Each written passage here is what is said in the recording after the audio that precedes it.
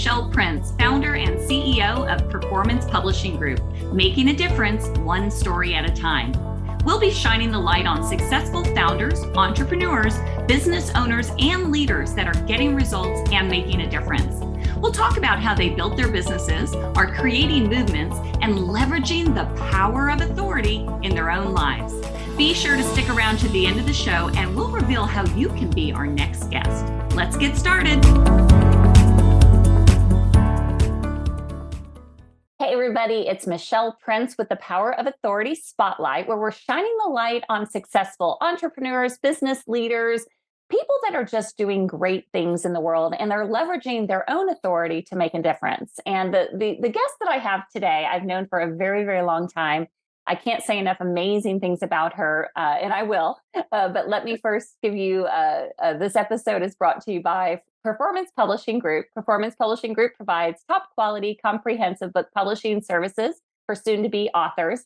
The Performance Publishing team has helped thousands of people realize their dream of becoming an author, and I do believe you should be next because everyone should write a book. As a partner publisher, Performance Publishing Group can offer you more than just expert guidance. They want to make sure you get the book of your dreams and you reap the rewards. For more information, go to performancepublishinggroup.com. Oh my goodness, I am excited for this guest today. Somebody that I've known for a long time. We've had an opportunity to work together on a couple projects, and she's pretty extraordinary. And her name is Debjani Biswas, and she is an internationally known best-selling author, change agent, and a two-time TEDx speaker.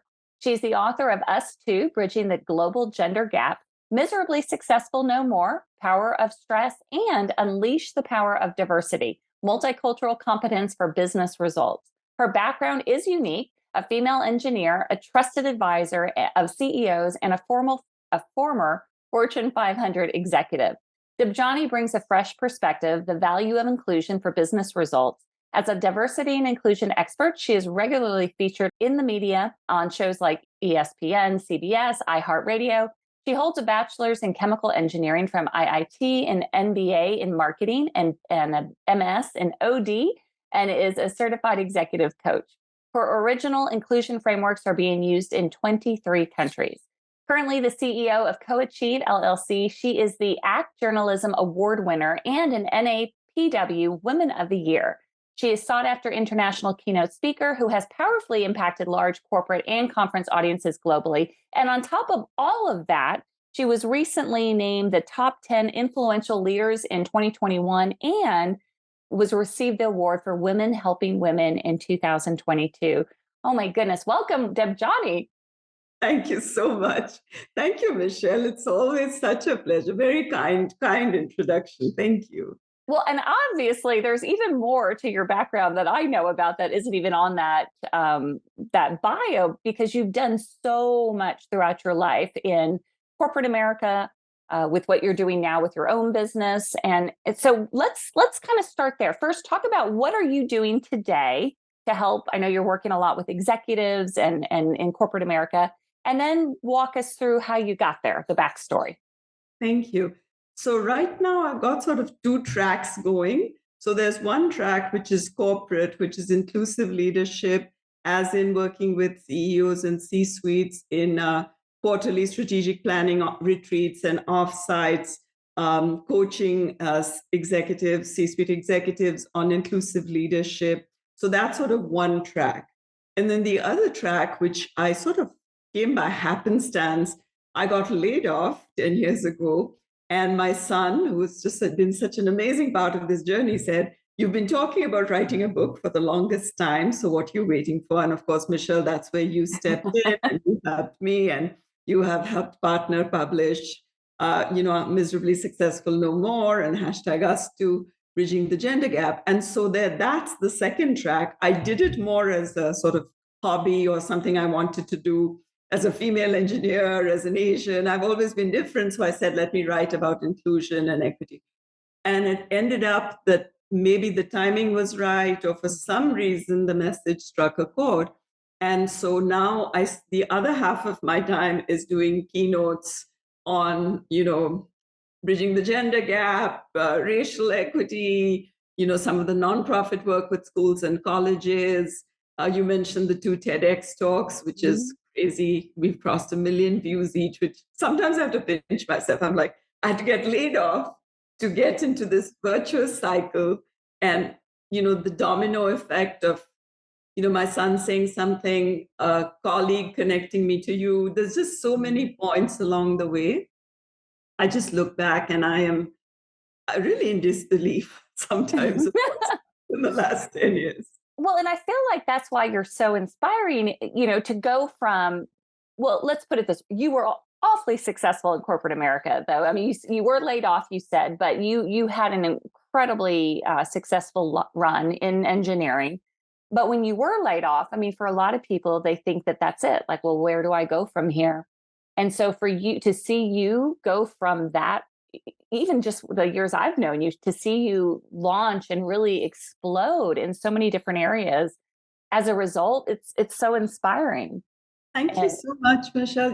It's funny because somebody made a comment, someone in my family actually made that comment about, you could have just sat grumpily, I was in my 50s at the time, and, just said, how could this happen to me? Or throw your hands in the air.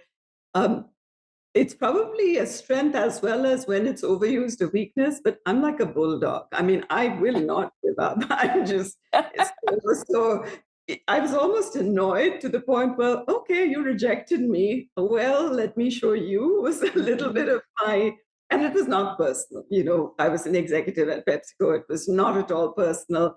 They were flattening the organizations right now. If you look at the thousands and thousands of layoffs, and I'm doing one of the sessions. I'm in the IIT North Texas board, and in a couple of months, we're actually going to do a session on how do you survive and thrive after a layoff. The fact of the matter is, it's not at all personal. It just feels very personal.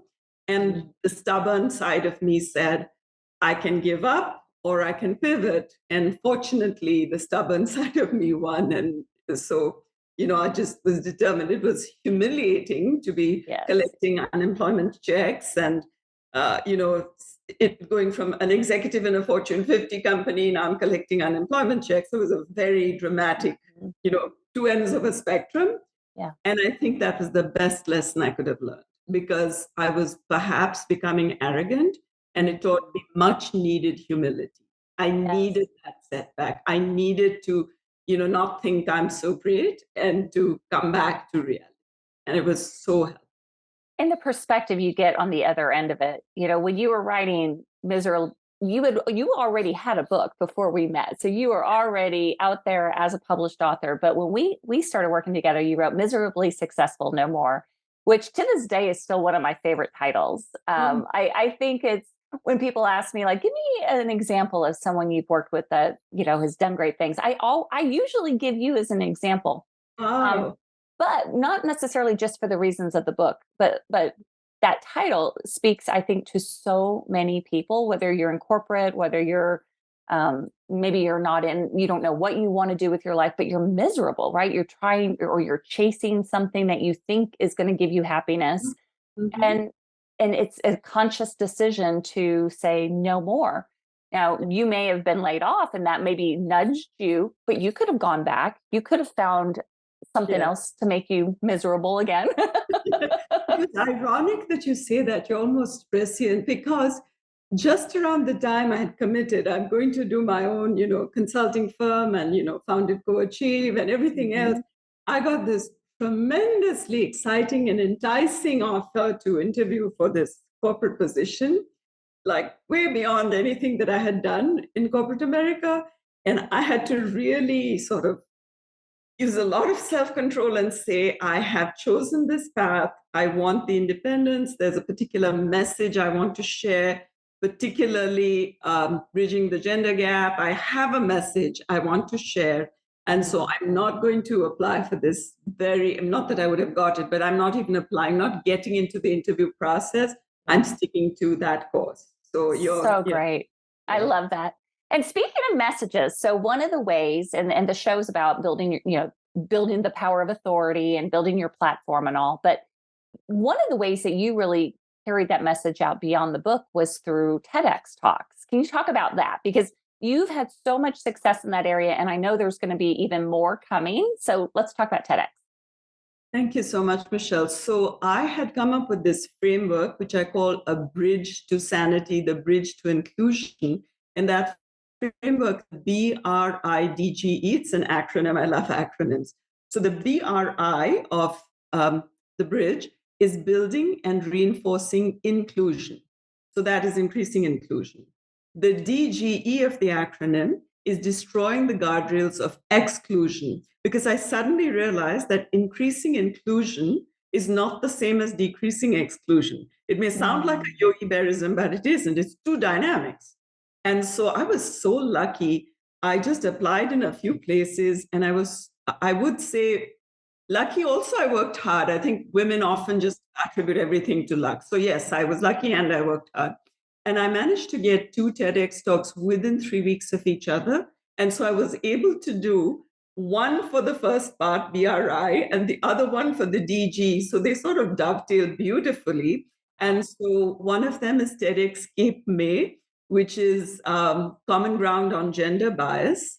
And that one crossed the million views first. And then the second one is from TEDx Spring Hill College, which was But You Don't Look Like an Engineer. That was the title of because I've been hearing that since, I finished high school at 15 in an all-girls convent school. And then at 16, I show up in this college and there's me and 39 boys, right? And Wow. my whole life since the age of 16, people have always said, "Oh, you don't look like an engineer," as if it's like a great compliment.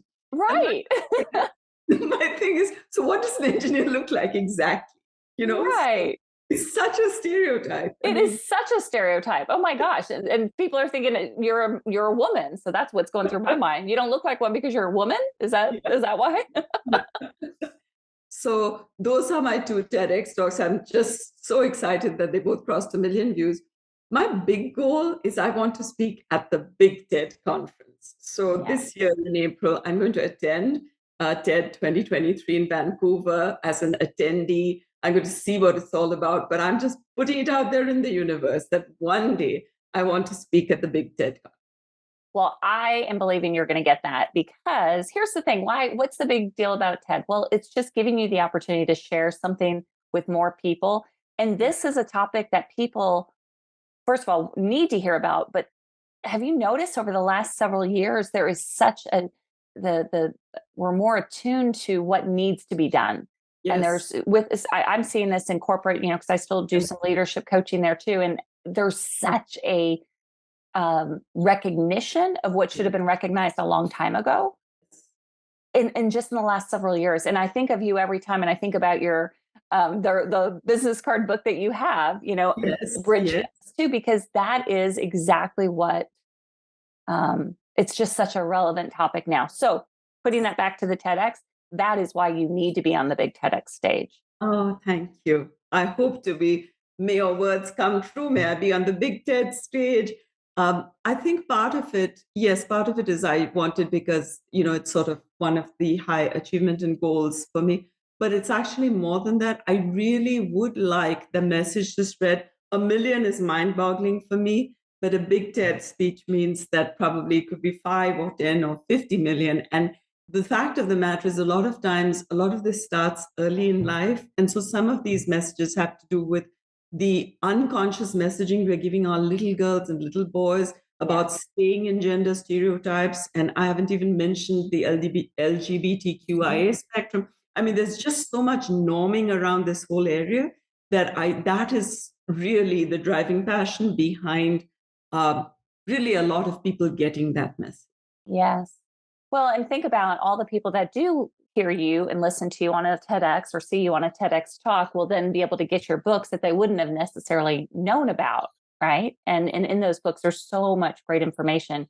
In fact, let's just talk about all three of those, all the books that you have, all of which can be found on Amazon. But why don't you take us from the first to the last? Certainly. So what happened was, the first book is called Unleash the Power of Diversity, as you mentioned, Multicultural Competence for Business Results. So when I got laid off, I was thinking about what I would write about. And the thing that struck me was that I've just always been so different. So I wanted to talk about that.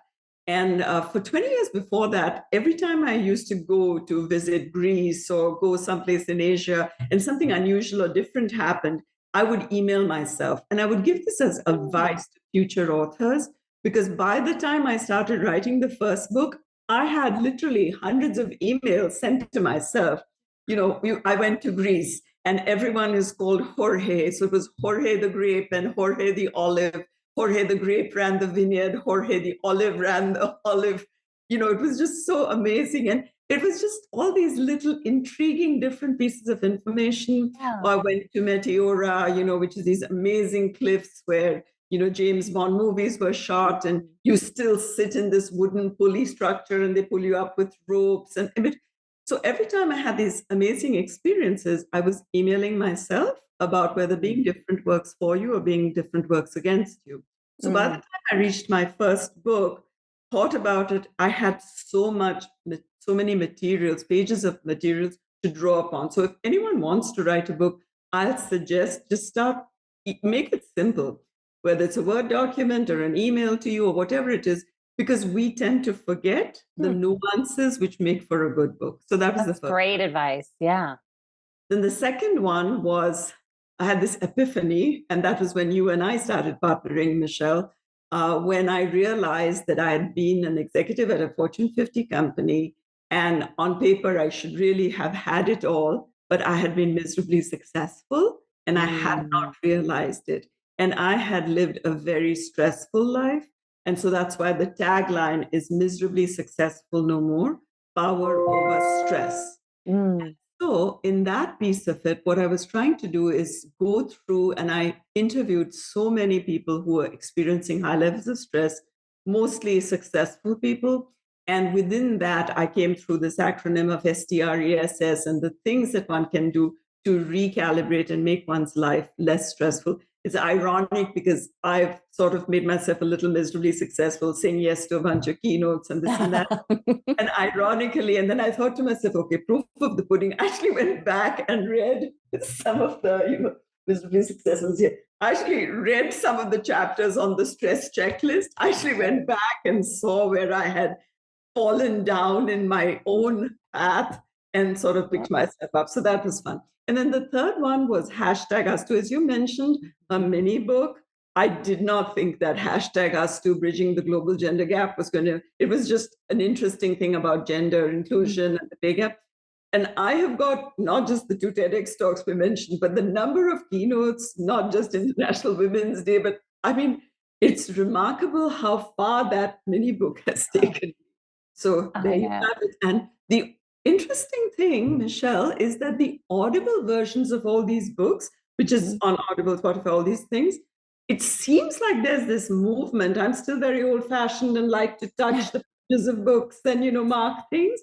But the ebooks and all that and the Audibles, but Audible seem to have taken off during COVID. So again, that's an aha lesson for me. Without a doubt. That's the way to go. And all of these books, by the way, go to Amazon and you could even just search by Debjani's name. It's Debjani, and then Biswas, which is Biswas. Get her books. I promise you won't be disappointed. And one last thing, it's amazing how fast this show goes. So, a couple more things. So thinking about people that are listening, particularly women, and you and I have always related to each other because I think we've always been driven women as well. And again, that miserably successful no more just always resonated with me and my corporate days. But thinking about somebody that is in their 20s, they're just getting started. They're just really thinking about their career and they have all these big dreams and affirmations. And they may have the potential to end up miserably successful as well. What advice would you give to them? So I think it would be 2 things. And the first one is, and this is advice for women as well as for men, is that find out exactly who you are and don't let conventional people tell you that that's wrong. So what I mean by that is that, I grew up in a fairly extrovert, boisterous family, strong-minded. I'm the youngest of 4 girls. And I've always had a hearty, loud laugh, and I show my teeth when I smile, and I do that. And along the way, part of it may be cultural or other factors, but I kept hearing, don't laugh so loud, and you should sort of burst your lips and smile like this and all that. And the fact is, I became a shadow of myself for a while, and also by nature being a bit of a people pleaser.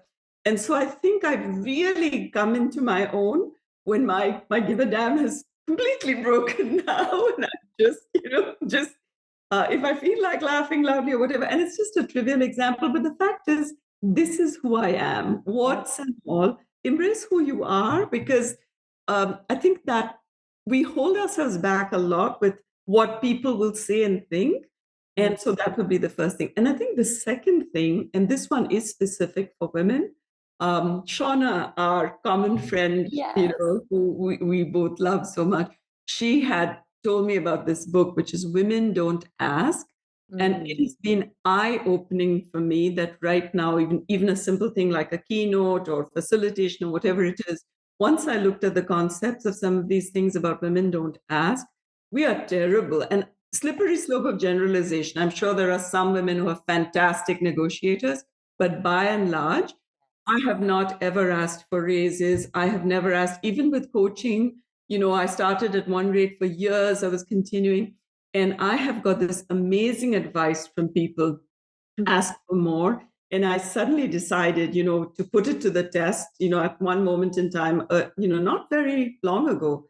And you would be surprised, 30, 41K, 67% more than what I was getting. I just asked and I immediately got it. And so I'm just saying, ask, get help in negotiation, understand what it is that's holding you back. You're not coming across as a used car salesman. If you believe you're worth something and you ask for it, that's the key. Believe you're worth something and then ask. Coach yourself, have a friend coach you. It's really powerful when a person coaches you and you coach them. You can advocate for each other.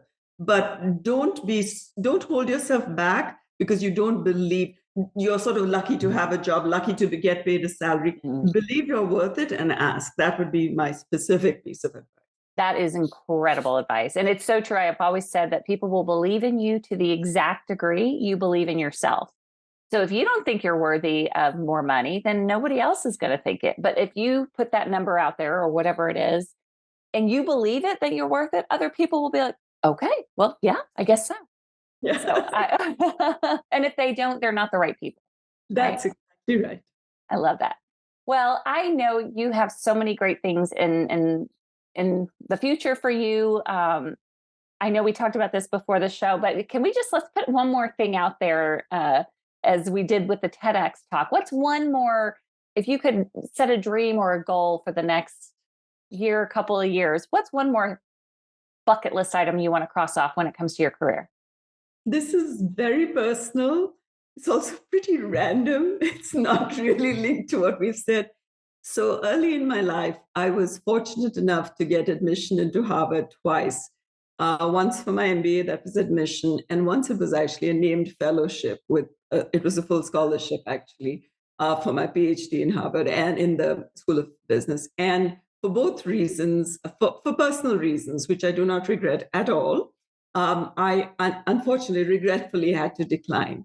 And I crushed my late father's heart when I declined both times. I mean, he said they probably had a heart attack. No one says no to Harvard, not once, but twice. And so I would like to speak at Harvard at some point. I have no idea in what form, whether it's speaking to a students' association or their School of Gender Studies, or whether it's a speech or a keynote or considering, but I do want to come full circle, just for my late father's sake. I'd like to speak at Harvard.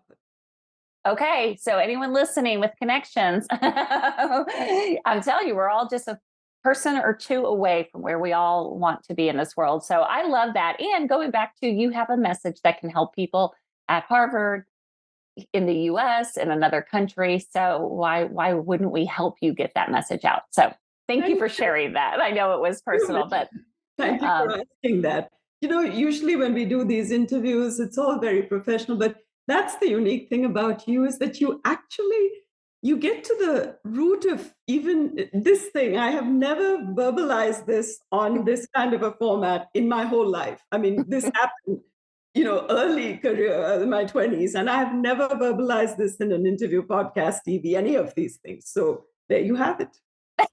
I love it. Well, maybe we're just going to believe it's going to happen. So, okay.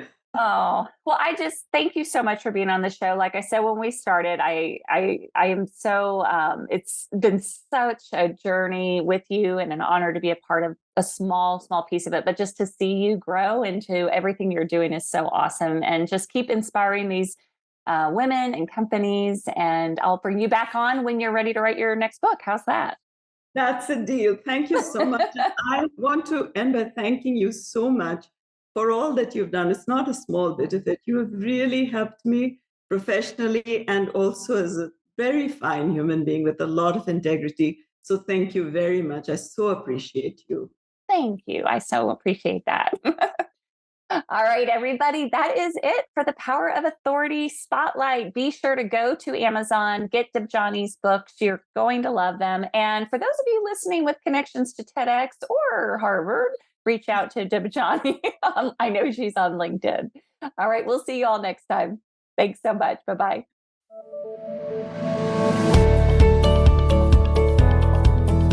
Thanks so much for listening to the Power of Authority Spotlight. If you are a successful founder, entrepreneur, business owner, or leader that's getting results and making a difference, and you'd like to be on this program, please visit performancepublishinggroup.com/podcast to apply.